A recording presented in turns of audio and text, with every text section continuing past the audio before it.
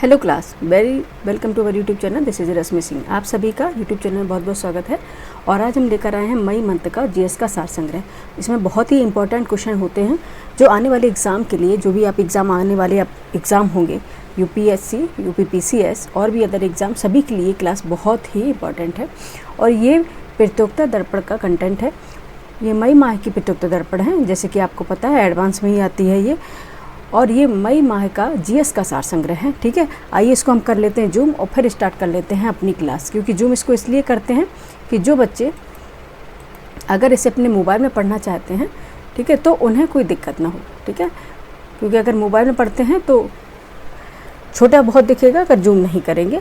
इसलिए अगर लैपटॉप में जो पढ़ रहे हैं तो उन्हें तो कोई दिक्कत नहीं, परेशानी नहीं है, लेकिन जो मोबाइल में पढ़ रहे हैं तो उनके लिए जूम करना पड़ता है। ठीक है, आइए स्टार्ट कर लेते हैं आज की क्लास और चलते हैं अपने सार संग्रह पर। ठीक है, देखते हैं कैसे क्वेश्चन इसमें शामिल किए गए हैं। ठीक है, क्वेश्चन नंबर पहले तो स्टार्ट करते हैं किससे? भारतीय इतिहास एवं संस्कृति से। कहाँ से स्टार्ट करेंगे? भारतीय इतिहास एवं संस्कृति से। ठीक है,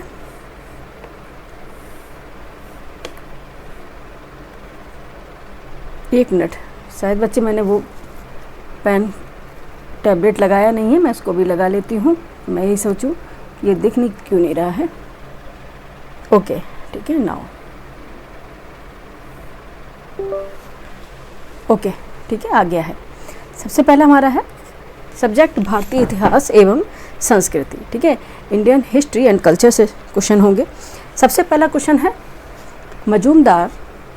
क्वेश्चन फर्स्ट है मजूमदार, दबीर, बाकनीस और सुरनीस किसके दरबार में अष्टप्रधान के अधिकारी थे? ठीक है, किसके दरबार में थे? ये शिवाजी महाराज के दरबार में थे। ठीक है, अष्टप्रधान जो अधिकारी थे वो शिवाजी महाराज के दरबार में थे। मजूमदार, दबीर, बाकनीस और सुरनीस। ठीक है, नेक्स्ट चलेंगे। क्वेश्चन नंबर सेकंड है शेर शाह का मकबरा, हुमायूं का मकबरा, जहांगीरी महल, बुलंद दरवाजा एंड बीबी का मकबरा कहाँ अवस्थित है, यानी कि कहाँ पे स्थित है? ठीक है, आप देखेंगे जो शेर शाह का मकबरा है ये सासाराम बिहार में है। ठीक है, कहाँ पे है? सासाराम बिहार में है। ठीक है, और हुमायूं का मकबरा ये कहाँ है? नई दिल्ली में है। ठीक है, हुमायूं का जो मकबरा है वो कहाँ पे है? न्यू दिल्ली में है, नई दिल्ली में है। ठीक है, जहांगीर महल है ये है आगरा उत्तर प्रदेश में। ठीक है, आगरा उत्तर प्रदेश। बुलंद दरवाजा है फतेहपुर सीकरी। ठीक है, कहाँ पे है? फतेहपुर सीकरी, ये भी उत्तर प्रदेश में है। और बीबी का मकबरा है ये है औरंगाबाद। ठीक है, ये है औरंगाबाद, जिसे अब छत्रपति संभाजी नगर कर दिया गया है और ये महाराष्ट्र में है। ठीक है, औरंगाबाद था पहले, अब इसे छत्रपति संभाजी नगर कर दिया गया है और ये कहाँ पे है? महाराष्ट्र में। ठीक है, शेरशाह सूरी यानी कि शेरशाह का मकबरा है सासाराम बिहार, हुमायूं का मकबरा नई दिल्ली, जहांगीरी महल आगरा एंड बुलंद दरवाजा फतेहपुर सीकरी, बीबी का मकबरा औरंगाबाद यानी कि छत्रपति संभाजी नगर महाराष्ट्र। नेक्स्ट चलेंगे। क्वेश्चन नंबर थर्ड है कर्मयोग, ज्ञान योग। ठीक है, कर्मयोग, ज्ञान योग, भक्ति योग, निष्काम कर्मयोग और अस्पर्श योग में से कौन एक भगवत गीता की मुख्य शिक्षा है? आपको बताना है कौन सी भगवत गीता की मुख्य शिक्षा यानी कि एजुकेशन है। ठीक है, तो क्या है? निष्काम कर्मयोग। निष्काम कर्मयोग, बिना फल की इच्छा के कर्म करना। ठीक है, कोई फल की इच्छा न रखना, सिर्फ कर्म करना। ठीक है, बिना फल की इच्छा के कर्म करना। आप जब बिना फल की इच्छा किए हुए कर्म करते हैं तो आपको फल अपने आप ही मिलता है, क्योंकि कर्म ही प्रधान है। नेक्स्ट चलेंगे। क्वेश्चन नंबर 4 है तबकती नासरी। तबकाते नासरी कहीं पे है? कहीं तबकती नासरी है। तबकाते नासरी किताबुल हिंद। ठीक है, तबकाते नासरी एंड किताबुल हिंद, तहकीक हिंद, मजम्मुल उल बहनैन और सिर ए अकबर में से कौन एक दारा शिकोई की रचना है? आपको बताना है कौन सी एक दारा शिकोई की रचना है। कौन सी है? मजम्मुल बहनैन। ठीक है, कौन सी है? मजम्मुल बहनैन, ये दारा शिकोई की रचना है। क्वेश्चन नंबर 5 है धर्म, अर्थ, काम, मोक्ष और भक्ति में से कौन एक चाहवार के अनुसार सर्वोच्च मूल है? चाहवार के अनुसार कौन सा एक सर्वोच्च मूल है? धर्म, अर्थ, काम और मोक्ष में कौन सा है? काम। काम है इंद्रिय सुख या भोग।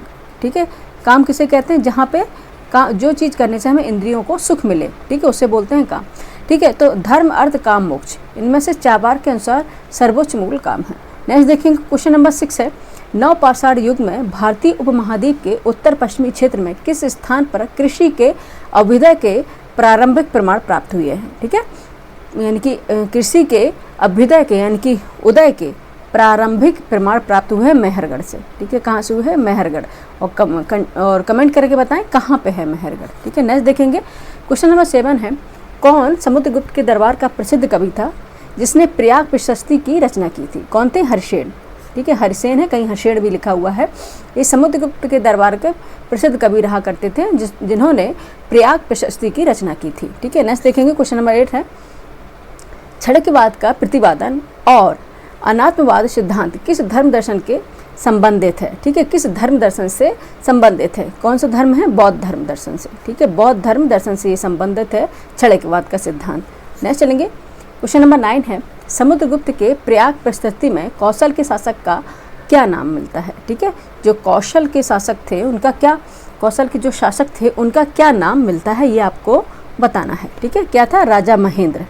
ठीक है, ये क्वेश्चन आया भी है, कौन सा है? राजा महेंद्र नाम मिलता है। ठीक है, चलते क्वेश्चन नंबर 10 पे, महानदी का पौराणिक नाम नीलोत्पला बताया गया है। महानदी का पौराणिक नाम नीलोत्पला बताया गया है, किस में बताया गया है? ये वायु पुराण में बताया गया। कौन से पुराण में बताया गया है? वायु पुराण में बताया गया है। नेक्स्ट चलेंगे क्वेश्चन नंबर 11। ठीक है, क्वेश्चन नंबर 11 पे चलेंगे, देखते हैं आपको क्वेश्चन कितने आते हैं और कुछ नया आपको सीखने को भी मिल रहा होगा इसमें। ओके, ठीक है, क्वेश्चन नंबर 11 पे बढ़ने से पहले आपको बता दें कि यहाँ से हमें कौन सा सब्जेक्ट ज्वाइन कर रहा है? राष्ट्रीय स्वतंत्रता आंदोलन। ठीक है, राष्ट्रीय स्वतंत्रता आंदोलन। ठीक है, ठीक है, राष्ट्रीय स्वतंत्रता आंदोलन। क्वेश्चन नंबर 11 है, किस अधिनियम द्वारा ब्रिटिश ईस्ट इंडिया कंपनी का भारत में व्यापारिक एकाधिकार यानी कि मोनोपोली चाय और चीनी को छोड़कर समाप्त किया गया था? ठीक है, कौन सा एक्ट, वो चार्टर था, आपको बताना है कौन सा वो चार्टर था। किस अधिनियम द्वारा ब्रिटिश ईस्ट इंडिया कंपनी का भारत में व्यापारिक एकाधिकार यानी कि चाय और चीनी को छोड़कर जो उनको मोनोपोली थी उसको समाप्त कर दिया गया था? वो एक्ट था 1813 का चार्टर एक्ट। ठीक है, कौन सा था? 1813 का चार्टर एक्ट। नेक्स्ट चलेंगे क्वेश्चन नंबर 12 है, वेवेल योजना, शिमला सम्मेलन और आज़ाद हिंद फौज। ठीक है, आज़ाद हिंद फौज पर मुकदमा किस वर्ष हुई प्रमुख घटनाएं थी? आपको ये बताना है। जहाँ पे वेवेल योजना है, शिमला सम्मेलन है, आज़ाद हिंद फौज पर मुकदमा, ये सभी घटनाएं किस वर्ष हुई थी? ठीक है, ये हुई थी वर्ष 1945 में। ठीक है, कब हुई थी? 1945 में वेवेल योजना, वेवेल प्लान आया था। ठीक है, नेक्स्ट चलेंगे क्वेश्चन नंबर 13 है, संथाल विद्रोह, नील क्रांति, दक्कन कृषकों के दंगे और बिरसा मुंडा विद्रोह में से कौन सा आंदोलन यानी कि कौन सा आंदोलन 1857 के विद्रोह से पूर्व हुआ था? आपको बताना है कि संथाल विद्रोह, नील विद्रोह, दक्कन कृषकों के दंगे और बिरसा मुंडा विद्रोह जो था, इन आंदोलन में से 1857 के विद्रोह से पहले कौन सा विद्रोह हुआ था, रिवोल्ट हुआ था? ये हुआ था संथाल विद्रोह यानी कि संथाल रिवोल्ट। ठीक है, ये 1855 से 56 के बीच में हुआ था, उसके बाद 1857 का रिवोल्ट स्टार्ट हुआ था। ठीक है, तो कौन सा हुआ था? संथाल विद्रोह। ठीक है, नेक्स्ट चलेंगे क्वेश्चन नंबर 14 है, 1857 की क्रांति के दो महान नेता कौन थे जो नेपाल चले गए थे, जिन्हें नेपाल जाना पड़ा था? ठीक है, वो कौन से नेता थे? नाना साहेब थे और बेगम हजरत महल थी। ठीक है, कौन से थे? नाना साहेब और बेगम हजरत महल थी। ठीक है, नेक्स्ट चलेंगे क्वेश्चन नंबर 15 है, वर्नाकुलर प्रेस एक्ट 1878 की कार्रवाई से बचने के लिए कौन सा बंगाली समाचार पत्र रातों रात में अंग्रेजी समाचार पत्र में परिवर्तित हो गया था?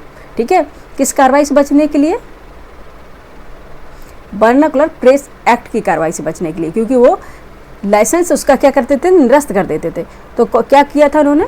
अमृत बाजार पत्र का था जो बंगाली समाचार पत्र छपा करता था, लेकिन रातों रात ये अंग्रेजी समाचार पत्र में चेंज हो गया था। क्या नाम है इसका? अमृत बाजार पत्र का। ठीक है, क्या नाम था? अमृत बाजार पत्र का। क्वेश्चन नंबर 16 है, सन 1920 में राजनांदगांव में मिल मजदूरों ने 37 दिन की हड़ताल की थी। इसका नेतृत्व यानी कि लीडरशिप किसने किया था? ये किया था ठाकुर प्यारेलाल सिंह ने। किसने किया था? ठाकुर प्यारेलाल सिंह ने। क्वेश्चन नंबर 16 हो गया। चलते हैं क्वेश्चन नंबर 17 पर। क्वेश्चन नंबर 17 यहाँ से स्टार्ट होगा। Question number 17। ठीक है, नाउ स्टार्ट। देखते हैं आप लोग कितने क्वेश्चन इसमें आप बना पा रहे हैं, कमेंट करके बताएं, और कितने क्वेश्चन हैं जो आपको सीखने को मिल रहे हैं। ठीक है, क्वेश्चन नंबर 17 है, महात्मा गांधी ने महात्मा गांधी ने नवंबर 1933 में किस स्वतंत्रता संग्राम सेनानी के साथ दुर्ग यानी कि छत्तीसगढ़ का दौरा किया था? कौन से थे? घनश्याम सिंह गुप्त थे, इनके साथ किया था, घनश्याम सिंह गुप्त के साथ। नेक्स्ट चलेंगे, क्वेश्चन नंबर 18 है, भारतीय राष्ट्रीय कांग्रेस INC का गठन 1885 में हुआ था, सभी जानते, ठीक है। इसके पहले अधिवेशन, इनका जो फर्स्ट अधिवेशन हुआ था दिसंबर 1885 में बम्बई, अब जो मुंबई है, इसमें आयोजित किया था।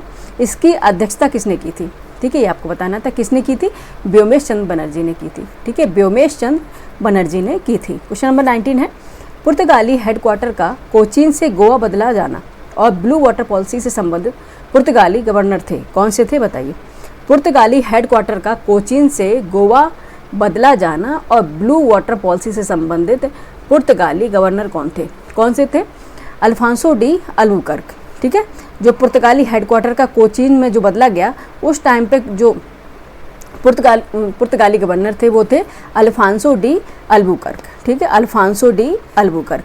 और बता दें आपको, और जब ब्लू वाटर पॉलिसी आई थी उस टाइम पे पुर्तगाली जो गवर्नर थे वो थे फ्रांसिस्को डी अल्मीडा, ठीक है, कौन से थे? Francisco de Almeida. नेक्स्ट देखेंगे, क्वेश्चन नंबर 20 है, यह लड़ाई 3 अगस्त 1749 को लड़ी गई, ठीक है। यह लड़ाई 3 अगस्त 1749 को लड़ी गई। इस युद्ध में मुजफ्फरगंज, चंदा साहिब और फ्रांसीसी सेना ने मिलकर अनवर उद्दीन का मुकाबला किया, जिसमें अनवर उद्दीन की सेना को हार का सामना करना पड़ा था। कौन सी वो लड़ाई थी? अंबर का युद्ध था वो। क्या था? अंबर का युद्ध था, ठीक है, Amber war, battle of Amber, war नहीं कह सकते, बैटल ऑफ अंबर, ठीक है। नेक्स्ट चलेंगे, अब यहाँ से क्वेश्चन नंबर 21 आ रहा है और यहाँ से मैं कौन सा सब्जेक्ट ज्वाइन करता है? भारतीय राज्य व्यवस्था एवं संविधान, ठीक है, इंडियन पॉलिटी एंड कॉन्स्टिट्यूशन यहाँ पे हमें ज्वाइन करता है, ठीक है, इंडियन पॉलिटी एंड कॉन्स्टिट्यूशन, ठीक है। क्वेश्चन नंबर 21 है, किसे 44वें संविधान संशोधन अधिनियम 1978 द्वारा मौलिक अधिकारों की सूची से हटाते हुए संविधान के भाग 12 में अनुच्छेद 301 के तहत विधिक अधिकार बना दिया गया था, ठीक है। कौन सा था वो? संपत्ति के अधिकार को, ठीक है, संपत्ति के अधिकार को। पहले संपत्ति का अधिकार क्या होता था? फंडामेंटल राइट्स होता था, ठीक है, लेकिन इसको 44 अमेंडमेंट एक्ट के द्वारा, 44 अमेंडमेंट एक्ट 1978 के द्वारा मौलिक यानी कि फंडामेंटल राइट्स की सूची से हटाते हुए आर्टिकल 12 में 300A के तहत अब ये क्या है? विधिक अधिकार बना दिया गया है, ठीक है। क्या बना गया है? कानूनन अधिकार बना दिया गया है संपत्ति के अधिकार को, ठीक है। नेक्स्ट चलेंगे, क्वेश्चन नंबर है 22। क्वेश्चन नंबर है 22, राष्ट्रीय मानवाधिकार आयोग, राष्ट्रीय अनुसूचित जनजाति आयोग, राष्ट्रीय जांच एजेंसी और राष्ट्रीय आपदा प्रबंधन प्राधिकरण में से कौन संवैधानिक निकाय है? ठीक है, ये क्वेश्चन फेवरेट है PCS का, ठीक है। आपको कॉन्स्टिट्यूशनल और नॉन कॉन्स्टिट्यूशनल बॉडी के बारे में पूछा जाता है अधिकार, ठीक है। राष्ट्रीय मानवाधिकार आयोग, राष्ट्रीय अनुसूचित जनजाति आयोग, राष्ट्रीय जांच एजेंसी और राष्ट्रीय आपदा प्रबंधन प्राधिकरण में से कौन संवैधानिक निकाय है? ठीक है, कौन सा है?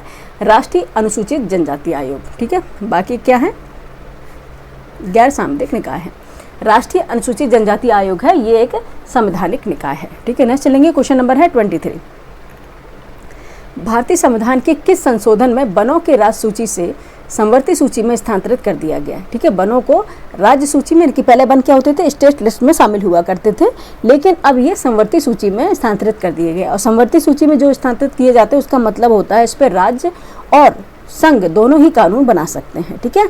अगर राज्य और संघ का बना हुआ कानून वर्डिक्ट करता है तो किसका माना जाएगा? संघ का बना हुआ कानून प्रभावी माना जाएगा, ठीक है। तो संवर्ती सूची में स्थानांतरित कर दिया गया है, वो किस संशोधन के द्वारा किया गया? ये किया है 42nd अमेंडमेंट एक्ट 1976 द्वारा, यानी कि 42वें संशोधन अधिनियम 1976 द्वारा इसे संशोधित किया गया था। ये स्टेट लिस्ट से हटा के इसके कॉन्करेंट लिस्ट में चेंज कर दिया गया था, यानी कि ट्रांसफर कर दिया गया था। नॉट चेंज कहेंगे, इसको ट्रांसफर कहेंगे, ठीक है। नेक्स्ट चलेंगे क्वेश्चन नंबर 24। क्वेश्चन नंबर 24 है, नगर पालिका समितियां, वार्ड समितियां, महानगर आयोजना समिति व जिला आयोजना समिति का प्रावधान किस संविधान संशोधन अधिनियम द्वारा किया गया? कौन सा संविधान संशोधन था? ये था 74 अमेंडमेंट एक्ट 1992, ठीक है। 74 अमेंडमेंट एक्ट 1992, ठीक है, यानी कि 74वां संशोधन अधिनियम 1952, ठीक है। नेक्स्ट चलेंगे, क्वेश्चन नंबर है 25, फटाफट करेंगे, क्वेश्चन 100+ हैं। क्वेश्चन नंबर है 25, राज्यों में विधायिका का गठन विधानसभा में अध्यक्ष तथा उपाध्यक्ष और वित्त विधेयक की परिभाषा किस अनुच्छेद से संबंधित है, आपको बताना है। ठीक है, राज्यों में विधायिका का गठन होना, विधानसभा में अध्यक्ष और उपाध्यक्ष का और वित्त विधेयक की परिभाषा किस अनुच्छेद यानी किस आर्टिकल से संबंधित है, आपको बताएं। राज्यों में विधायिका का गठन होता है आर्टिकल 168 के तहत। ठीक है, विधानसभा में अध्यक्ष और उपाध्यक्ष होते हैं आर्टिकल 178 के तहत। एंड वित्त विधेयक की परिभाषा दी गई है आर्टिकल 199 में तो नहीं दी है, 199 में तो नहीं है, मुझे 117 दिख रहा है। वित्त विधेयक की परिभाषा किस अनुच्छेद में है। ठीक है, वित्त विधेयक की परिभाषा, एक मिनट बच्चे, यहाँ पे हम इसको कर रहे थे, थोड़ा सा 1 सेकंड का टाइम दीजिएगा।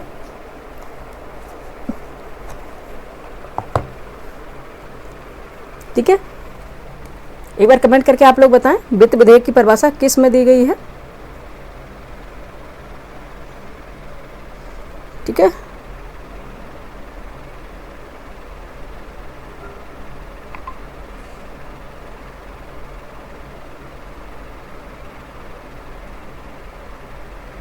ओके 117 में है, मैंने कहा ना 117 में है, क्योंकि इतना तो हमें भी पता है भाई, क्योंकि पढ़ाते रहते हैं और खुद भी हम यूपीएससी की और यूपीपीसीएस की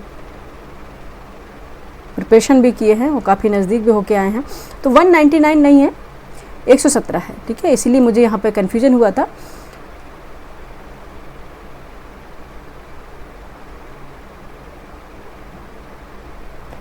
ठीक है, 117 है, यानी कि 119 नहीं है। वित्त विधेयक के प्रमुख प्रावधान के अकॉर्डिंग हम देखें तो परिभाषा 117 में है। ठीक है, 117 में वित्त विधेयक की परिभाषा से संबंधित है, ना कि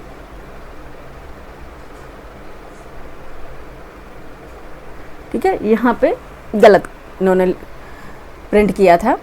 राज्यों में विधायिका का गठन तो 168 के तहत होता है और विधानसभा में अध्यक्ष और उपाध्यक्ष 178 और वित्त विधेयक की परिभाषा 117 के तहत है। ठीक है, ओहो राज्यों की बात हो रही है, एक मिनट बच्चे, ठीक है, एक बार देखते हैं, राज्यों की बात हो रही है यहाँ पे। ठीक है, और ठीक है, यहाँ पे राज्यों में बात करी है, तो राज्यों का अगर है तो 199 ही होगा। ठीक है, राज्यों की बात है तो 199 ही होगा। ठीक है, एक मिनट, राज्यों में 199 ही होगा। राज्यों में वित्त विधेयक की परिभाषा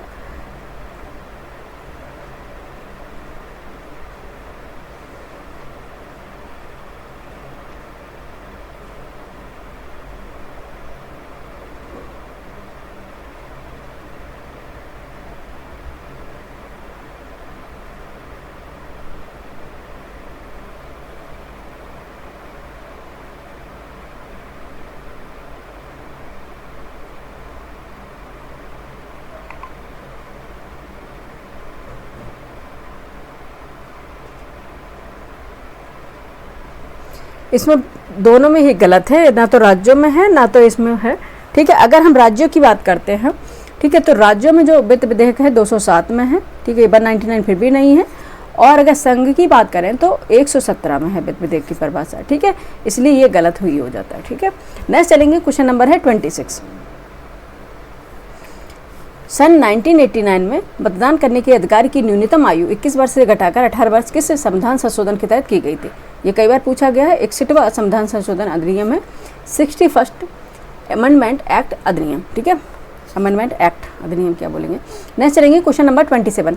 मौलिक अधिकारों के अंतर्गत सांस्कृतिक और शिक्षा का अधिकार, संवैधानिक उपचारों का अधिकार, शोषण के विरुद्ध अधिकार और समानता का अधिकार किस अनुच्छेदों के अंतर्गत यानी किस आर्टिकल्स के अंतर्गत सम्मिलित है?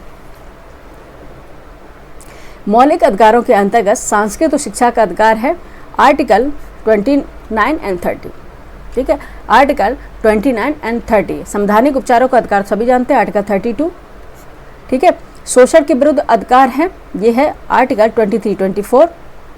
और समानता का अधिकार है 14 से लेकर 18 तक। ठीक है, याद रखिएगा, बहुत इंपॉर्टेंट है, ये क्वेश्चन जरूर पूछे जाते हैं। फंडामेंटल राइट्स और फंडामेंटल ड्यूटीज़ और डीपीएसपी जरूर आपको बिल्कुल ही रटे होने चाहिए। ठीक है, नेक्स्ट देखेंगे, क्वेश्चन नंबर 28। केंद्र सरकार द्वारा राज्यों को दिए जाने वाले विवेकाधीन अनुदान का प्रावधान संविधान के किस अनुच्छेद में किया गया है? कौन सा अनुच्छेद है? अनुच्छेद 282 है। ठीक है, अनुच्छेद 282 है। नेक्स्ट चलेंगे क्वेश्चन नंबर 28 से 29।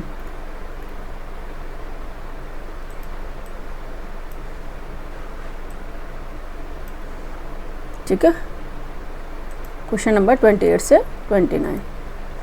क्वेश्चन नंबर 29 है, यदि कोई सांसद किसी राज्य के विधानमंडल के लिए निर्वाचित होता है तो उसे कितने दिनों के अंदर राज्य की विधानमंडल से इस्तीफा देना होगा, अन्यथा उसकी संसद सदस्यता अमान्य हो जाएगी। ठीक है, कितने दिनों के अंतर्गत? 14 दिन के अंतर्गत, यानी कि 14 दिन के अंतर्गत उसको क्या रिजाइन करना पड़ेगा, यानी कि इस्तीफा देना होगा। क्वेश्चन नंबर 30 है, गुजरात, कर्नाटक, केरल और उड़ीसा में राज्यसभा की सीटों की संख्या कितनी कितनी है? ये पूछा जाता है हमेशा। गुजरात में देखेंगे राज्यसभा की सीटों की संख्या गुजरात में 11 है,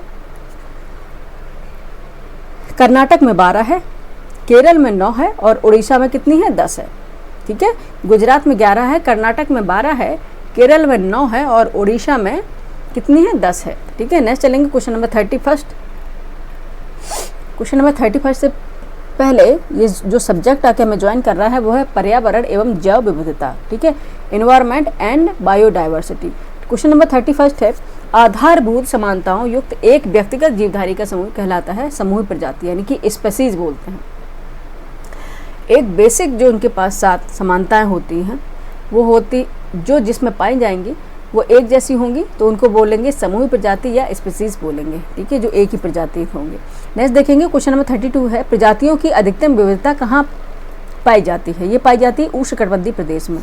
ठीक है, उष्णकटिबंधीय प्रदेश में, ट्रॉपिकल जोन जो होता है उष्णकटिबंधीय प्रदेश में पाई जाएगी। नेक्स्ट देखेंगे क्वेश्चन नंबर 33 है, पारिस्थितिकी तंत्र में हरे पादप क्या है? ठीक है, पारिस्थितिकी तंत्र में हरे पादप क्या है? प्राथमिक उत्पादक हैं, यानी कि प्राइमरी प्रोड्यूसर हैं। ठीक है, क्या है? प्राइमरी प्रोड्यूसर्स हैं या स्वपोषी बोलेंगे, जिसे बोलेंगे ऑटोट्रोप्स। ठीक है, जिसे बोलेंगे क्या बोलेंगे? ऑटोट्रोप्स। नेक्स्ट देखेंगे क्वेश्चन नंबर 34 है, मीथेन, क्लोरोफ्लोरोकार्बन, कार्बन डाइऑक्साइड और नाइट्रोजन में से कौन सी ग्रीन हाउस गैस नहीं है? ठीक है, कौन सी एक है जो ग्रीन हाउस गैस नहीं है? मीथेन ग्रीन हाउस गैस है, क्लोरोफ्लोरोकार्बन भी है, कार्बन डाइऑक्साइड है, but nitrogen green house gas नहीं है। लेकिन अगर इसकी जगह पे दिया गया होता नाइट्रोजन ऑक्साइड तो फिर क्या होता है? ये ग्रीन हाउस गैस होती। ठीक है, नाइट्रोजन के ऑक्साइड जो होते हैं ये ग्रीन हाउस गैस में क्या करते हैं? अपना योगदान देते हैं, लेकिन नाइट्रोजन, ठीक है, नाइट्रोजन ग्रीन हाउस गैस नहीं होती है। ठीक है, नेक्स्ट देखेंगे क्वेश्चन नंबर 35, जमीन से वायुमंडल की शीर्ष तक हवा के एक स्तंभ में ओजोन की मोटाई को किस रूप में मापा जाता है? ओजोन की जो मोटाई है उसको मापते हैं डॉप्सन इकाइयों के रूप में, यानी कि डॉप्सन के रूप में। नेक्स्ट देखेंगे क्वेश्चन नंबर 36 है, भारत वर्तमान में स्थापित पवन ऊर्जा क्षमता के मामले में दुनिया में किस स्थान पर है? चौथे स्थान पर है। ठीक है, 4th रैंक है भारत की। क्वेश्चन नंबर 37 है, किन परिस्थितियों में एक कंटेनर में भरे हुए कार्बन डाइऑक्साइड के अणुओं के बीच की दूरी बढ़ेगी? ठीक है, अगर कंटेनर का आयतन बढ़ा दे तब। ठीक है, अगर कंटेनर का आयतन बढ़ा दें तो दो कंटेनर में भरे हुए जो कार्बन डाइऑक्साइड के अणु हैं उनके बीच की जो क्या है दूरियां वो बढ़ने लग जाएंगी। नेक्स्ट देखेंगे क्वेश्चन नंबर 38 है, प्रति वर्ष विश्व वानिकी दिवस मनाया जाता है 21 मार्च को। ऑब्वियस सी बात है, 21 मार्च को मनाया जाता है। नेक्स्ट देखेंगे, मसाई मारा राष्ट्रीय रिजर्व किस देश में अवस्थित है? ये केन्या में है। मसाई वहाँ की क्या है? ट्राइब्स भी है और उसी के नाम पर इसका नाम है मसाई मारा। राष्ट्रीय रिजर्व किस देश में अवस्थित है? ये केन्या में है। नेक्स्ट देखेंगे क्वेश्चन नंबर 40 है, पेरियार वन्यजीव अभ्यारण्य भारत के किस राज्य में अवस्थित है? ये तो सबको याद हो गया होगा, केरल में है। ठीक है, पेरियार जो वन्यजीव अभ्यारण्य है भारत के केरल राज्य में स्थित है और ये हाथियों के संरक्षण के लिए जाना जाता है। ठीक है, नेक्स्ट चलेंगे क्वेश्चन नंबर है 41। ठीक है, क्वेश्चन नंबर 41 से जाने से पहले यहाँ जो सब्जेक्ट आके मैं ज्वाइन कर रहा है, सब्जेक्ट का नाम है भारत एवं विश्व का भूगोल। ठीक है, Indian and world geography. Question number 41 है, पूर्वी एवं पश्चिमी घाट आपस में कहाँ मिलते हैं? ठीक है, नीलगिरी की पहाड़ियाँ कहाँ हैं? नीलगिरी की पहाड़ियों पे आप देखे होंगे, ये हम इंट्रोडक्शन पढ़ा भी चुके हैं। इसी चैनल पे इंडियन ज्योग्राफी हम स्टार्ट कर चुके हैं, जिसके हम 3 चैप्टर करा चुके हैं। 4th चैप्टर हम लेके आएंगे कल, क्लाइमेट। ठीक है, क्या लेके आएंगे? क्लाइमेट। उसको पढ़ाने से पहले बीच बीच में जो करंट अफेयर की क्लास भी चलती रहेंगी। ठीक है, कंटिन्यू करंट अफेयर की जो क्लास है वो लगातार ऐसे ही चलती रहेंगी, बीच बीच में करंट अफेयर भी हम करा दिया करेंगे। ठीक है, नेक्स्ट चलेंगे क्वेश्चन नंबर है 42, बैगा, कादर, मुरिया और खरिया में से कौन सी मध्य भारतीय भूभाग की जनजाति नहीं है? ठीक है, कौन सी मध्य भूभाग की जनजाति नहीं है? कादर मुख्य रूप से केरल और तमिलनाडु में है। बैगा, कादर, मुरिया और खरिया में से कौन सी मध्य भारतीय भूभाग की जनजाति नहीं है? वो है कादर नहीं है। ये मुख्य रूप से केरल और तमिलनाडु की ट्राइब्स है। ठीक है, शेड्यूल कास्ट शेड्यूल ट्राइब्स होती हैं, ये शेड्यूल ट्राइब्स है। नेक्स्ट देखेंगे क्वेश्चन नंबर है 43। कामेर, धौलागिरी, नामचा बरवा और नंगा पर्वत हिमालय की चोटियों में से कौन सी भारत में पूर्णतः स्थित नहीं है? ठीक है, कामेर, धौलागिरी, नामचा बरवा, नंगा पर्वत हिमालय की चोटियों में से कौन सी भारत में पूर्णतः स्थित नहीं है? वो धौलागिरी नहीं है। धौलागिरी कहाँ पे है? नेपाल में है। ठीक है, जैसे कि एवरेस्ट भी है और धौलागिरी भी नेपाल में है, लेकिन कामेर है, नामचा बरवा और नंगा पर्वत तो आपको बताया है कौन सी उस पर रेंज में है, ये कमेंट करके बताएं क्योंकि हमने पढ़ाया है। ठीक है, ये सब कहाँ है? भारत में है, लेकिन धौलागिरी जो है वो नेपाल में है। नेक्स्ट देखेंगे क्वेश्चन नंबर है 44। शिवालिक, कुमाऊं हिमालय और कश्मीर हिमालय में से हिमालय की सबसे बाहरी श्रृंखला को क्या कहा जाता है? ठीक है, सबसे जो बाहर है वो है शिवालिक रेंज। ठीक है, शिवालिक रेंज जो है सबसे बाहर की श्रृंखला है। पहले है ट्रांस हिमालय। ठीक है, पहले है ट्रांस हिमालय। ठीक है, सबसे पहले, फिर मिडिल हिमालय। ठीक है, लेसर हिमालय, नहीं पहले trans Himalaya, great Himalaya, middle Himalaya, then Shivalik Himalaya. ठीक है, trans Himalaya, great Himalaya, middle Himalaya and then last में क्या है? शिवालिक हिमालय। ठीक है, नेक्स्ट देखेंगे क्वेश्चन नंबर है 45। अल्टीसोल्स, एंटीसोल्स, एल्फीसोल्स और एरिडोसोल्स मिट्टियों का ICAR द्वारा USDA मृदा वर्गीकरण के अनुसार उनके क्षेत्रफल के आधार पर घटते क्रम में आपको बताना है। ठीक है, इस तरह से क्वेश्चन PCS में जरूर आते हैं। पहले है घटते क्रम में आपको बताना है। ठीक है, सबसे पहले एंटीसोल है। ठीक है, क्या है? एंटीसोल है, उसके बाद एपिसोल है, फिर एरिडोसोल है, फिर एल्टीसोल है। अगर घटते क्रम में बताना है तो घटते क्रम में सबसे बड़ी एंटीसोल होगा। सबसे पहले जो मृदा क्रम होगा वो एंटीसोल पाया जाएगा, फिर एम्फीसोल है, फिर एरिडोसोल है, फिर एल्टीसोल है। ठीक है, नेक्स्ट देखेंगे क्वेश्चन नंबर है 46। यह दर्रा यानी कि पास जम्मू कश्मीर में स्थित है जो श्रीनगर और लेह को जोड़ता है। यह है जोजिला पास। ठीक है, जिसे बोलेंगे जोजिला दर्रा। ठीक है, नेक्स्ट देखेंगे 47। तुजू दर्रा भारत को किस देश से जोड़ता है? ठीक है, जो तुजू पास है वो भारत को म्यांमार से जोड़ता है। ठीक है, किससे जोड़ता है? म्यांमार से जोड़ता है। ठीक है, क्वेश्चन नंबर है 48। कपिलधारा व धुआंधार, शिवसमुद्रम और गोकक जलप्रपात यानी कि वाटरफॉल्स किस नदी पर स्थित है? ठीक है, जो कपिलधारा वाटरफॉल्स है ये नर्मदा रिवर पर है। ठीक है, कपिलधारा और इसे धुआंधार जलप्रपात यानी धुआंधार वाटरफॉल्स भी कहते हैं। और शिव समुद्रम जो वाटरफॉल्स है वो कावेरी नदी पर है और गोकक जो वाटरफॉल्स है वो घाट प्रभा नदी पर है। ठीक है, कौन सी नदी है? कौन सी रिवर है? घाट प्रभा रिवर पर है। ठीक है, 48 हो गया। Okay, now start 48। अब हम चलते 49 पर। ठीक है, क्वेश्चन नंबर है 49। ठीक है,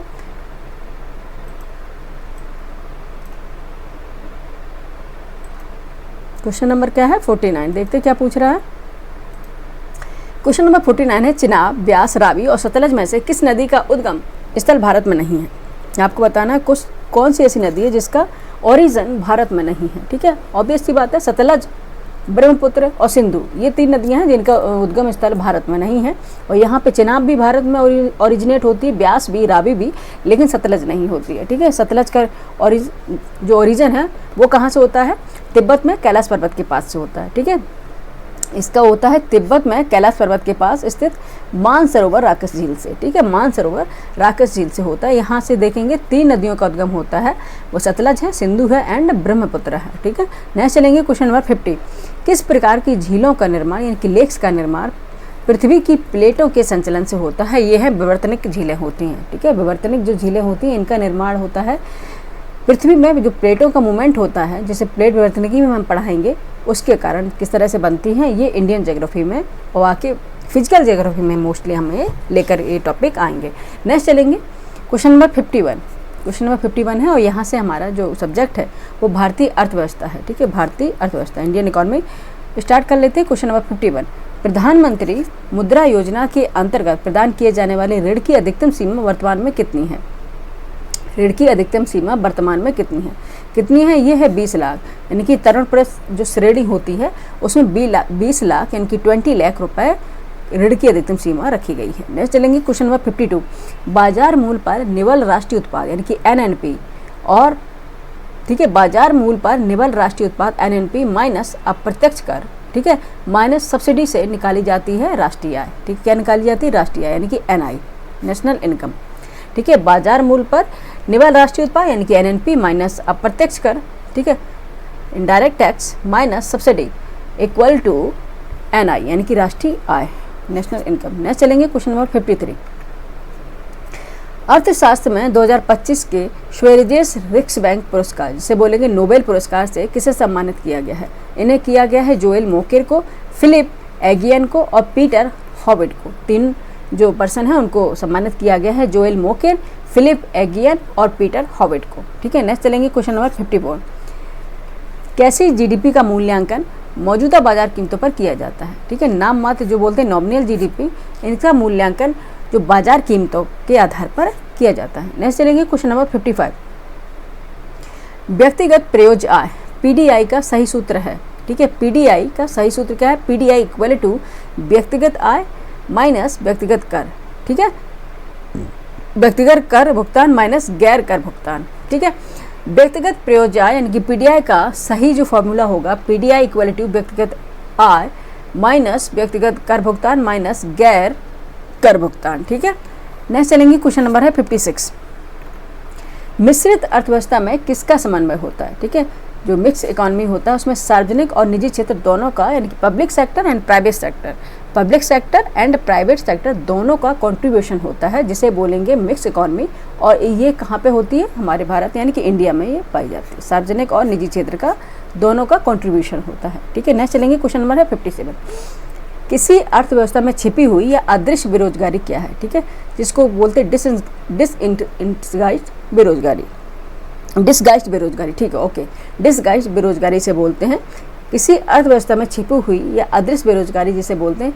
इसमें देखेंगे जो सीमांत भौतिक उत्पादकता शून्य होती है। इसका मतलब है अगर किसी चीज़ में, अगर किसी पैदावार में, मोस्टली आप ये देखेंगे कृषि सेक्टर में, ठीक है, कृषि यानी कि एग्रीकल्चर सेक्टर में ये देखने को मिलती है। ठीक है, एग्रीकल्चर सेक्टर में देखने को मिलती है। अगर कोई भी किसान, अगर कोई भी 2 किसान किसी 2 या 5 हेक्टेयर कृषि में, 5 हेक्टेयर फील्ड में अगर एग्रीकल्चर यानी कि खेती करते हैं, ठीक है, तो जो प्रोडक्शन होता है, ठीक है, वो कितना होता है? मान लो हम अपने एज्यूम कर लेते हैं, ठीक है, कितना होता है? जैसे अगर कोई यहाँ पे हम बना के दिखाएंगे आपको, ठीक है, जैसे ये कोई फील्ड है, ठीक है, ये कोई फील्ड है, यहाँ पे अगर 2 किसान काम कर रहे हैं, ठीक है, और इसको 10 टन गेहूं का उत्पादन हो रहा है। ठीक है, 2 किसान काम कर रहे हैं और 10 टन गेहूं का उत्पादन हो रहा है। ठीक है, लेकिन अगर इस पर 1 किसान और बढ़ा दिया जाए, ठीक है, तो यानी 3 लोग हो गए। ठीक है, फिर भी उत्पादन क्या है? 10 टन गेहूं ही है। ठीक है, तो क्या होगी? जो नया बढ़ा है, एक जो नया बढ़ा है किसान, इसकी उत्पादकता क्या है? शून्य है। ठीक है, ये क्या है? बेरोजगार माना जाएगा। 2 हैं तो ये तो पहले से ही लगे थे, तब भी 10 टन होता था, 1 बढ़ा दिया तब भी 10 टन होता है। तो ठीक है, जो आगे जो बढ़ा है, जो नेक्स्ट बढ़ा है, इसकी जो सीमांत उत्पादकता है वो शून्य है।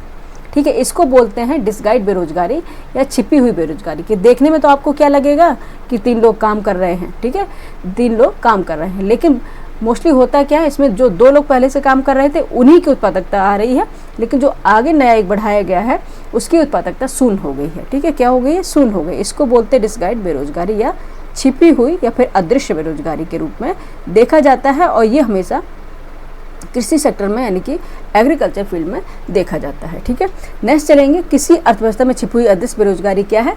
सीमांत भौतिक उत्पादकता इसकी शून्य होती है। नेक्स्ट देखिए क्वेश्चन नंबर 58। राष्ट्रीय ग्रामीण विकास संस्थान कहाँ अवस्थित है? ये हैदराबाद में है। ठीक है, राष्ट्रीय ग्रामीण विकास संस्थान अवस्थित है, ये हैदराबाद में है। क्वेश्चन नंबर 59 है, उचित और लाभकारी मूल्य किस फसल से संबंधित है? उचित और लाभकारी जो मूल्य है एमएसपी, ये मिनिमम सपोर्ट प्राइस है। ठीक है, उचित और लाभकारी मूल्य है, ये गन्ना के लिए है। ठीक है, गन्ना के लिए रखा गया है। क्वेश्चन नंबर 60 है, पेपर गोल्ड पद का आशय क्या है? ठीक है, पेपर गोल्ड पद का आशय है अंतर्राष्ट्रीय मुद्रा कोष यानी कि IMF का विशेष अधिकार SDR। ठीक है, पेपर गोल्ड पद का आशय है अंतर्राष्ट्रीय मुद्रा कोष यानी कि IMF का विशेष अधिकार, जिसे बोलेंगे SDR। ठीक है, क्वेश्चन नंबर 60 हो गया। नेक्स्ट चलेंगे क्वेश्चन नंबर 61 पर। क्वेश्चन नंबर है 61 और यहाँ से हमारा सब्जेक्ट हमें ज्वाइन करता है सामान्य विज्ञान एवं तकनीकी, जनरल साइंस एंड टेक्नोलॉजी। ठीक है, क्वेश्चन नंबर 61 है, ध्वनि की तीव्रता और विद्युत धारा नापने की इकाई है, कौन सी है? डेसिबल और एम्पियर में। ध्वनि की तीव्रता नापते हैं डेसिबल में और विद्युत धारा नापते हैं एम्पियर में। ठीक है, क्वेश्चन नंबर है 62, यंग प्रत्यास्थता गुणांक का एसआई मात्रक है न्यूटन प्रति मीटर स्क्वायर। ठीक है, न्यूटन प्रति मीटर स्क्वायर। नेक्स्ट देखेंगे क्वेश्चन नंबर है 63, एसआई पद्धति में लेंस की शक्ति की इकाई क्या है? डायोप्टर है। एसआई पद्धति में लेंस की जो शक्ति का इकाई है वो डायोप्टर है। क्वेश्चन नंबर है 64, किसी उत्तल दर्पण द्वारा अनंत तथा दर्पण के ध्रुव पी के बीच रखे बिंब के प्रतिबिंब की प्रकृति क्या होगी? ठीक है, किसी उत्तल दर्पण द्वारा अनंत तथा दर्पण के ध्रुव पी के बीच रखे बिंब या प्रतिबिंब की प्रकृति क्या होगी? इसकी अगर प्रकृति होगी आभासी, सीधा और आकार में वस्तु से छोटा होगा। ठीक है, आभासी, सीधा और आकार में वस्तु से क्या होगा? छोटा होगा। नेक्स्ट देखेंगे, प्रकाश संश्लेषण की प्रक्रिया में एटीपी के कितने अणु ग्लूकोज के प्रत्येक अणु के संश्लेषण में शामिल होते हैं? प्रकाश संश्लेषण के फोटोसिंथेसिस में जो 18 एटीपी है, यानी कि जिसे बोलेंगे एडेनोसिन ट्राइफॉस्फेट, क्या बोलेंगे? एडेनोसिन ट्राइफॉस्फेट, और 12 हैं जो NADPH के अणु होते हैं। ठीक है, 18 एटीपी के होते हैं और 12 NADPH के अणु इसमें शामिल किए जाते हैं। क्वेश्चन नंबर 66 है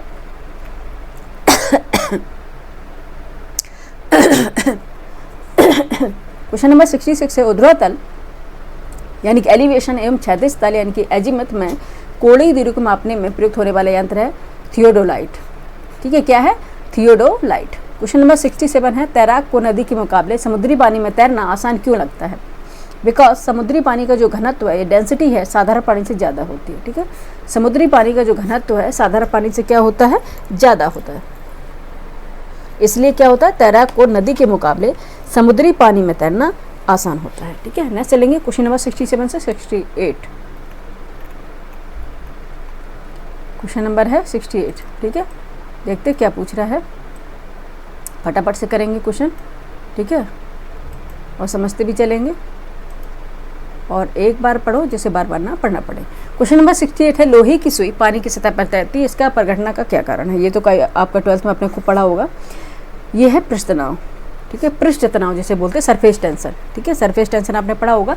लोहे की सुई पानी की सतह पर तैरती है, इस परिघटना का कारण है पृष्ठ तनाव यानी कि सरफेस टेंशन। ठीक है, नेक्स्ट देखेंगे क्वेश्चन नंबर 69 है, चीता का वैज्ञानिक नाम क्या? Panthera Tigris. क्या नाम, साइंटिफिक नाम क्या है चीता का, टाइगर का? Panthera Tigris. ठीक है, पैंथेरा टाइग्रिस, पैंथेरा टाइग्रिस। ठीक है, नेक्स्ट देखेंगे क्वेश्चन नंबर 70 है, मायोपिया से क्या तात्पर्य है? ठीक है, मायोपिया से मतलब क्या है? मायोपिया से है निकट दृष्टि दोष हो जाना। ठीक है, निकट दृष्टि दोष यानी कि जो नज़दीक की चीज़ों का नहीं दिखाई देना लेकिन दूर की तो दिखा ही देगी। नेक्स्ट देखेंगे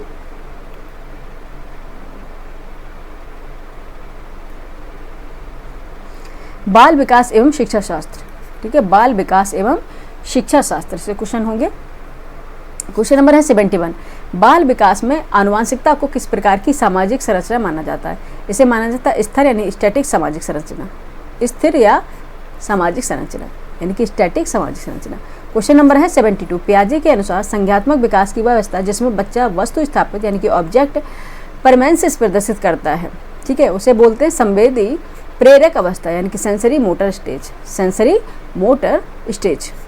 नेक्स्ट देखेंगे, यहाँ पे गैप भी नहीं है ना, पेन चलाने में थोड़ा दिक्कत हो रही है। क्वेश्चन नंबर 73 है, सीखने का सिद्धांत यानी कि ट्रायल एंड एरर थ्योरी किसके द्वारा प्रतिपादित की गई थी? यह है एडवर्ड एल थॉर्नडाइक द्वारा। ठीक है, एडवर्ड एल थॉर्नडाइक द्वारा ये प्रतिपादित की गई थी। 74 है क्वेश्चन हमारा, कोहल वर्ग के अनुसार नैतिक विकास के किस स्तर पर नैतिक निर्णय दंड और आज्ञाकारिता पर आधारित होते हैं? यह है पूर्व पारंपरिक स्तर यानी कि pre conventional level, pre convention level पर आधारित होते हैं। क्वेश्चन नंबर 75, एक मिनट इसको मेरेज कर देते हैं।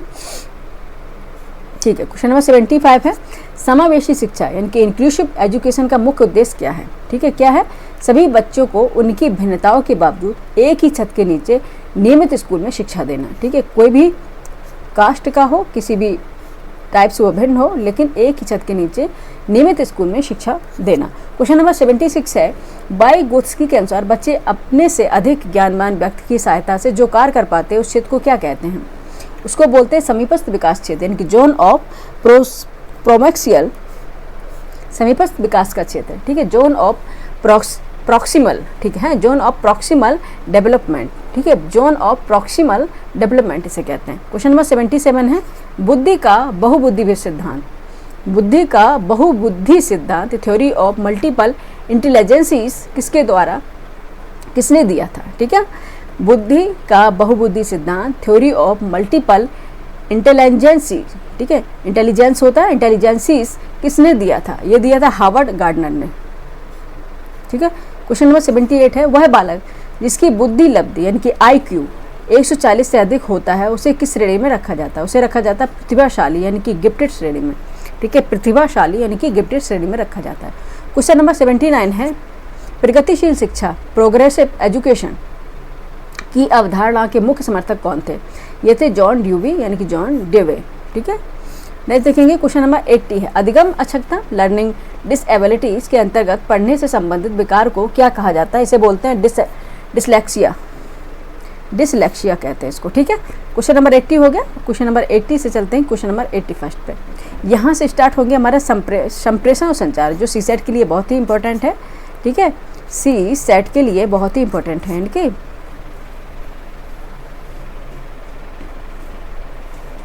ठीक है, जो PCS और UPPCS दोनों के लिए है, यानी कि PCS और UPPCS, स्टेट PCS और UPSC सभी के लिए है।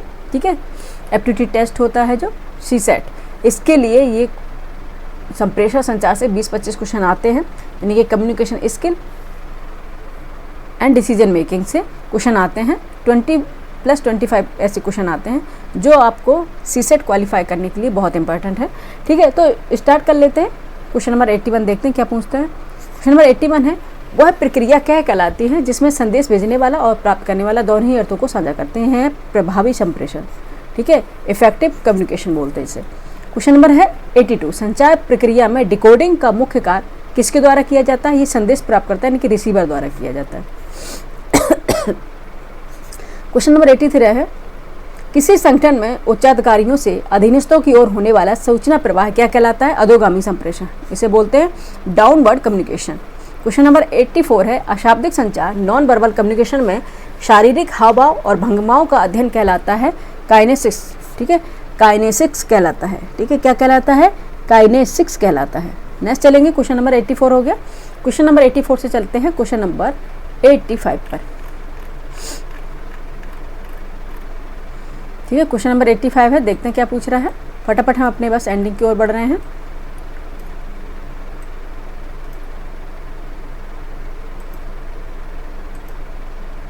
क्वेश्चन नंबर 85 है संप्रेषण के दौरान आने वाली वह बाधा जो शब्दों के अलग अलग अर्थ निकालने के कारण उत्पन्न होती है क्या कहलाती है? इसको बोलते हैं शब्दार्थ संबंधी बाधा यानी कि सीमेंटिक बैरियर। ठीक है, सीमेंटिक बैरियर बोलते हैं इसको। क्वेश्चन नंबर 86 है संचार में फीडबैक या प्रतिपुष्टि का मुख्य उद्देश्य क्या होता है?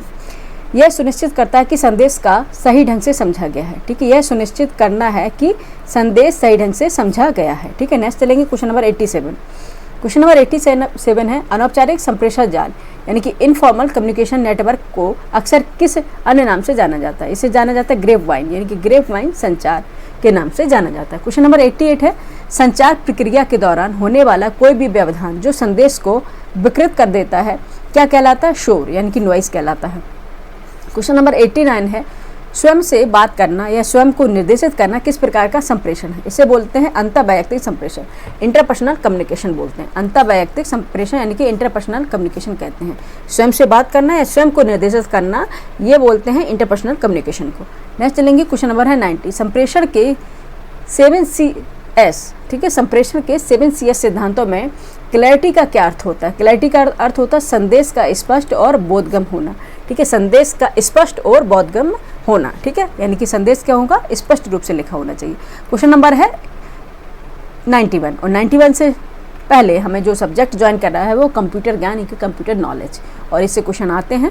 क्वेश्चन नंबर 91 है आधुनिक कंप्यूटर की खोज सबसे पहले किस वर्ष में हुई थी? ये 1946 ईस्वी में की गई थी। क्वेश्चन नंबर 92 है कंप्यूटर की उस हार्डवेयर डिवाइस को क्या कहते हैं जिसे सामान्यतः कंप्यूटर का ब्रेन कहलाता है? इसे बोलते हैं CPU यानी कि central processing unit. Question number 93 है वह कंप्यूटर हार्डवेयर जो बहुत बड़ी मात्रा में आंकड़ों को सुरक्षित रख सकता है कहलाता है चिप। क्या कहलाता है? चिप कहलाता है। क्वेश्चन नंबर 94 है किसी भी कंप्यूटर प्रोग्राम में आने वाली त्रुटि या एरर को तकनीकी भाषा में क्या कहते हैं? बग बोलते हैं। ठीक है, क्या बोलते हैं? बग या एरर को बग बोलते हैं। क्वेश्चन नंबर 95 है, किसी वेबसाइट के उस मुख्य पृष्ठ को क्या कहते हैं जो बाकी पृष्ठों के लिए प्रवेश मार्ग का कार्य करता है? इसे बोलते हैं होम पेज। ठीक है, क्या बोलते हैं? Home page. क्वेश्चन नंबर 96 है, विज्ञान और गणना के क्षेत्र में प्रयोग की जाने वाली वैज्ञानिक कंप्यूटर भाषा कौन सी है? यह है फोर्टान। ठीक है, क्या है? फोर्टान, कबूल, पास्कल, ये सारी लैंग्वेज है। ठीक है, विज्ञान और गणना के क्षेत्र में प्रयोग की जाने वैज्ञानिक कंप्यूटर भाषा होती है, कंप्यूटर की लैंग्वेज होती है। पास्कल, कबूल, पास्कल, फोर्टान, ये सारी लैंग्वेज होती है। जावा। दुनिया के पहले इलेक्ट्रॉनिक अंकीय कंप्यूटर। क्वेश्चन नंबर 97 क्या पूछ रहा है? दुनिया के पहले इलेक्ट्रॉनिक अंकीय कंप्यूटर, इलेक्ट्रॉनिक डिजिटल कंप्यूटर में मुख्य रूप से क्या लगा था? ये वॉल्व लगा था। ठीक है, क्वेश्चन नंबर 98 है, वह कौन सी भाषा है जो दुनिया के सभी कंप्यूटर में अनिवार्य रूप से लागू होती है? ये होती है मशीनी भाषा। ठीक है, क्वेश्चन नंबर 99 है, तकनीकी क्षेत्र में एप्पल शब्द का क्या अर्थ है? यह चौथी पीढ़ी का एक कंप्यूटर है। क्वेश्चन नंबर 100 है, सूचना और तकनीकी के क्षेत्र में आंकड़ों के भंडारण की सबसे छोटी और प्रभावी इकाई क्या मानी जाती है? चिप मानी जाती है। ठीक है, अब चलते हैं क्वेश्चन नंबर 101 पर, और यहाँ जो सब्जेक्ट हमें ज्वाइन कर रहा है वो है एग्रीकल्चर, यानी कि कृषि। क्वेश्चन नंबर है, और यहाँ हम देखेंगे यूपीपीसीएस हो या यूपीएससी हो, कृषि से संबंधित जो क्वेश्चन आते हैं उनकी भरमार रहती है। क्वेश्चन नंबर 101 है, भारत की रबी की फसलों की बुआई मुख्य रूप से किन महीनों में की जाती है? ये अक्टूबर और नवंबर के महीनों में रबी की फसलों की बुआई की जाती है। यानी कि रबी की क्रॉप्स आप इस तरह से याद कर सकते हैं, जब आपको रबी बहुत अच्छा लगे, रबी मतलब सूर्य, जब सूर्य आपको देखने में बहुत अच्छा लगे और उसके नज़दीक बैठने का मन हो, तो वो जो समय होता है वो बोलते हैं रबी की फसलों का समय। जब अक्टूबर और नवंबर के बीच जब सर्दियाँ आने वाली होती हैं, और सर्दियाँ में आने में क्या होता है, जो सूर्य है वो हमें बहुत अच्छा लगने लग जाता है, क्योंकि हमें धूप सेकने का मन करता है।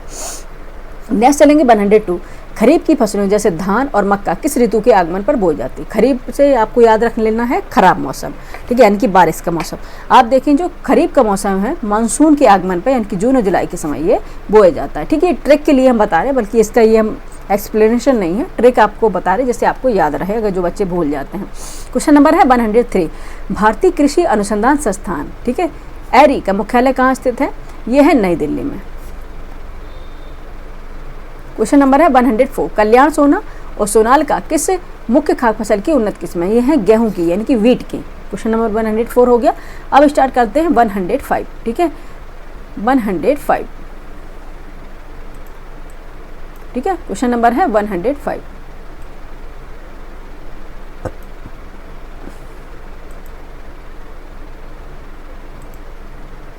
ठीक है, क्वेश्चन नंबर है 105, केंद्रीय शुष्क क्षेत्र अनुसंधान संस्थान काजरी राजस्थान के किस शहर में है? राजस्थान के किस शहर में? ये जोधपुर में है। ठीक है, काजरी जो है केंद्रीय शुष्क क्षेत्र अनुसंधान संस्थान है काजरी, ये राजस्थान के जोधपुर शहर में है। ठीक है, ये तो आपको पता होगा, जयपुर, जोधपुर। क्वेश्चन नंबर है 106, भारत में पीली क्रांति यानी येलो रेवोल्यूशन का संबंध किस उत्पादन से? यह है तिलहन उत्पादन से। किसका संबंध है? तिलहन उत्पादन से। 107, जया, पद्मा और रत्ना किस अनाज की अधिक उपज देने वाली प्रमुख किस्में हैं? धान की, यानी कि चावल की हैं। क्वेश्चन नंबर है 108, जायद की फसलों जैसे तरबूज, खीरा का मुख्य समय अंतराल क्या होता है? मार्च से जून के बीच है। ठीक है, मार्च से जून के बीच इसके फसल का समय अंतराल होता है, इनके इतने बीच ये पूरी मैच्योर होकर यानी कि तैयार हो जाती है। क्वेश्चन नंबर है 109, राष्ट्रीय डेयरी अनुसंधान संस्थान एनडीआरआई भारत के किस राज्य में स्थित है? ये करनाल, हरियाणा में है। ठीक है, 110 है, कपास की खेती के लिए सबसे उपयुक्त मानी जाने वाली मिट्टी कौन सी है? काली मिट्टी, यानी कि रेगुलर मिट्टी, जिन बोलते हैं कॉटन सॉइल, काली कपासी मिट्टी भी बोलते हैं, ब्लैक सॉइल बोलते हैं, रेगुलर मिट्टी भी बोलते हैं। ठीक है, नेक्स्ट चलेंगे क्वेश्चन नंबर 111 है, और यहाँ से जो सब्जेक्ट हमारा आ रहा है वो स्पोर्ट आ रहा है। ठीक है, खेल कूद। ठीक है, प्रथम ओलंपिक खेल कब आयोजित हुए थे? ये हुए थे 776 ईस्वी पूर्व में। ठीक है, क्वेश्चन नंबर है 112, आधुनिक ओलंपिक खेल का प्रथम आयोजन किस वर्ष हुआ था? ये हुआ था 1896 में। ठीक है, क्वेश्चन नंबर है 113, ओलंपिक ध्वज पर अंकित 5 छल्ले यानी कि रिंग्स किसका प्रतिनिधित्व करते हैं? किसका रिप्रेजेंटेशन करते हैं? ये दुनिया के 5 महाद्वीपों का रिप्रेजेंटेशन करते हैं। ठीक है, ओलंपिक खेलों का नेक्स्ट क्वेश्चन हमारा है 114, ओलंपिक खेलों का लैटिन भाषा में आदर्श वाक्य यानी कि मोटो क्या है? यह है cities, Altis and Fortis. Cities, Altis and Fortis, यानी कि तेज, ऊंचा और मजबूत। तेज, ऊंचा और मजबूत। ठीक है, नेक्स्ट देखेंगे क्वेश्चन नंबर है 150, ओलंपिक के आदर्श वाक्य सिटिस, अल्टिस, फोर्टिस का अर्थ क्या होता है? तेज, ऊंचा शक्ति का भरपूर प्रदर्शन करना यानी कि फोर्टिस यानी कि मजबूत होना।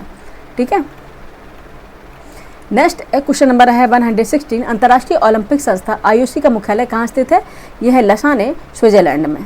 क्वेश्चन नंबर है 117। ओलंपिक खेलों का आयोजन सामान्यतः कितने वर्षों के अंतराल पर किया जाता है? ये प्रत्येक 4 वर्ष के अंतराल पर आयोजन किया जाता है। क्वेश्चन नंबर है 118। ओलंपिक शब्द की उत्पत्ति ओलंपस से हुई है या किसका नाम है? एक पर्वत का नाम है। ठीक है, ओलंपस किसका नाम है? एक पर्वत का नाम है। 118 हो गया। यहाँ पे स्टार्ट कर लेते हैं 119 और पर बस एक ही पेज बाकी है और फिर हम अपने क्लास को एंड करेंगे।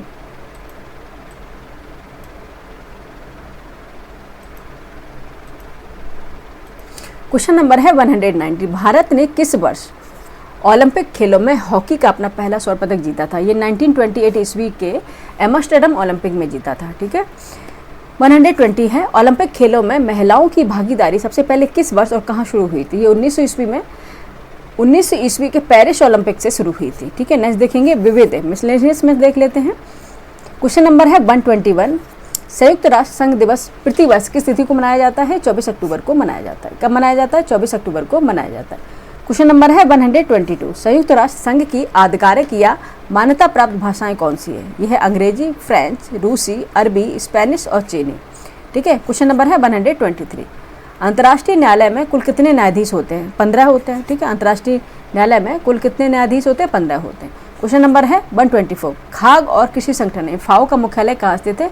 ये रोम, इटली में है। ठीक है, कहाँ पे है? रोम, इटली में है। क्वेश्चन नंबर है 125। यूनेस्को संयुक्त राष्ट्र शैक्षिक, वैज्ञानिक तथा सांस्कृतिक संगठन की स्थापना किस वर्ष हुई और इसका मुख्यालय कहाँ? यह स्थापना 1946 में हुई और इसका मुख्यालय पेरिस यानी फ्रांस में है।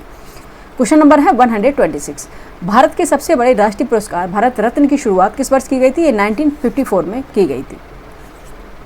क्वेश्चन नंबर है 127। भारत रत्न पुरस्कार की डिजाइन किस वृक्ष के पत्ते के समान बनाया गया है? पीपल के पत्ते की तरह है। ठीक है, आपने देखा होगा पीपल के पत्ते की तरह है। क्वेश्चन नंबर है 128। विश्व प्रसिद्ध ऑस्कर पुरस्कार किस क्षेत्र में उत्कृष्ट योगदान के लिए दिए जाते हैं? फिल्मों के क्षेत्र में। ठीक है, फिल्मों के क्षेत्र में ऑस्कर दिए जाते हैं। भारत सरकार द्वारा अंतरिक्ष आयोग और अंतरिक्ष विभाग की स्थापना किस वर्ष की गई थी? ये वर्ष 1972 में की गई थी। क्वेश्चन नंबर है 130। Indian space research organisation ISRO का मुख्यालय भारत के किस शहर में स्थित है? ये बेंगलुरु, कर्नाटक में स्थित है। यहाँ पे हमारे पूरे 130 क्वेश्चन कंप्लीट हो गए हैं जीएस के। ठीक है, यानी कि जीएस का जो सार संग्रह है वो कंप्लीट हो चुका है और ये 130 क्वेश्चन हमारे पूरे कंप्लीट कर दिए गए हैं। ये जीएस का पूरा सार संग्रह था और ये प्रतियोगिता दर्पण का मई मंथ का करंट अफेयर था। ठीक है, मई मंथ का क्या था? सार संग्रह था, नॉट करंट अफेयर, सार संग्रह था जीएस का। ठीक है, और बहुत ही इंपॉर्टेंट क्वेश्चन होते हैं। ये आपको क्लास कैसी लगी? लाइक करें, सब्सक्राइब करें, क्योंकि इंडियन ज्योग्राफी मैंने सोचा कि बीच बीच में आपको सार संग्रह जो आता है वो और जो मंथली हम मैगजीन लेते हैं प्रतियोगिता दर्पण, उसके लिए आपका करंट अफेयर भी साथ में विस्तार से पढ़ा दें। ठीक है, जिससे आपका करंट अफेयर भी तैयार हो जाए। ठीक है, और इंडियन ज्योग्राफी भी अपनी ऐसे कंटिन्यू चलती रहेगी। ठीक है, ये क्लास आपको कैसी लगी ज़रूर बताएं, लाइक करें, सब्सक्राइब करें, शेयर करें। ठीक है, मिलते हैं नेक्स्ट वीडियो में इंडियन ज्योग्राफी के क्लाइमेट के साथ। ठीक है, और अच्छे से पढ़ाएंगे क्लाइमेट। आप लोग कोई भी ऐसी क्वेरी हो जो आपको समझ में ना आए, कोई भी ऐसा क्वेश्चन जो आपको परेशान कर रहा हो, कमेंट करें। ठीक है, पढ़ाने से लेकर कोई अदरवाइज कमेंट नहीं करने हैं। पढ़ाने से लेकर जो इंडियन ज्योग्राफी हो या कोई भी सब्जेक्ट हो जिसमें आपको दिक्कत हो रही है तो ज़रूर कमेंट करें, हम आपका वो सोल्यूशन ज़रूर ढूंढेंगे और हो सके तो उसको सॉल्व करेंगे। ठीक है, थैंक यू फॉर वॉचिंग।